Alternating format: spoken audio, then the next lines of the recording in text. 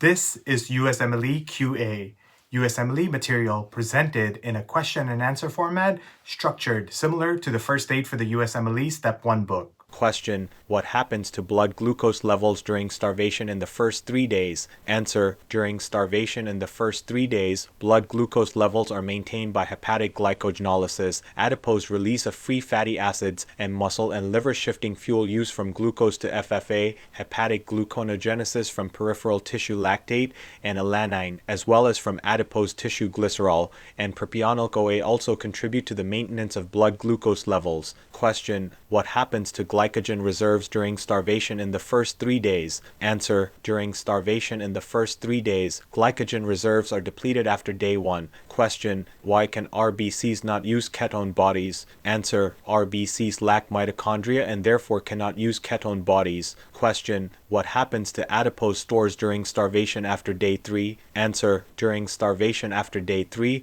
adipose stores become the main source of energy for the brain. Question: what happens after adipose stores are depleted during starvation? Answer: after adipose stores are depleted during starvation, vital protein degradation accelerates, leading to organ failure and death. Question: how does the amount of excess stores determine survival time during starvation? Answer: the amount of excess stores determines survival time during starvation. Question: what happens to glucose levels during starvation days 1-3? Answer: during starvation days 1-3, blood glucose levels are maintained by a combination of hepatic glycogenolysis, adipose release of free fatty acids, and the liver and muscle shifting from glucose to using FFA as fuel. Additionally, hepatic gluconeogenesis from peripheral tissue lactate and alanine, as well as from adipose tissue glycerol and propionylCoA also contribute to maintaining blood glucose levels. Question: what is the significance of glycogen reserves during starvation days 1-3?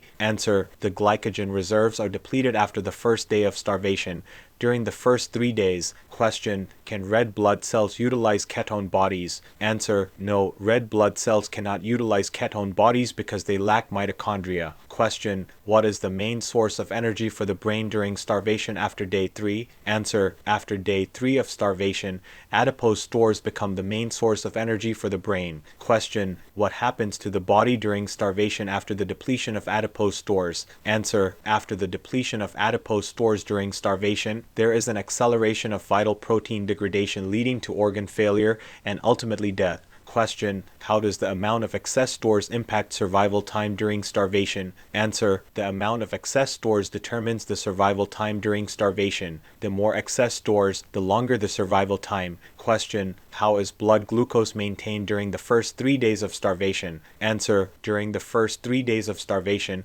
blood glucose levels are maintained through hepatic glycogenolysis, the release of free fatty acids from adipose tissue, and the liver and muscle shifting to using FFA as fuel, gluconeogenesis from peripheral tissue lactate and alanine, as well as from adipose tissue glycerol and propionylCoA also play a role in maintaining blood glucose levels. Question: when do glycogen reserves get depleted during starvation? Answer: during starvation, glycogen reserves get depleted after the first day. Question: can ketone bodies be used as a source of energy by red blood cells? Answer: no, red blood cells cannot use ketone bodies as a source of energy because they lack mitochondria. Question: what is the primary source of energy for the brain during starvation after day 3? Answer: after day 3 of starvation, the primary source of energy for the brain is adipose stores. Question: what happens to the body after the depletion of adipose stores during starvation? Answer: after the depletion of adipose stores during starvation, there is an acceleration of vital protein degradation, leading to organ failure and death. Question: how does the amount of excess stores affect the survival time during starvation? Answer: the amount of excess stores directly affects the survival time during starvation. The more excess stores there are, the longer the survival time will be. Thank you for watching our Q&A format video. We hope this helped you learn, review, and retain knowledge needed for the USMLEs. For more information on this topic, check out the link in the description.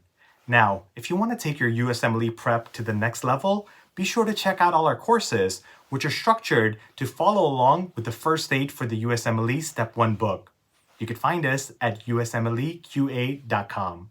And if you're watching this on YouTube, be sure to like and subscribe.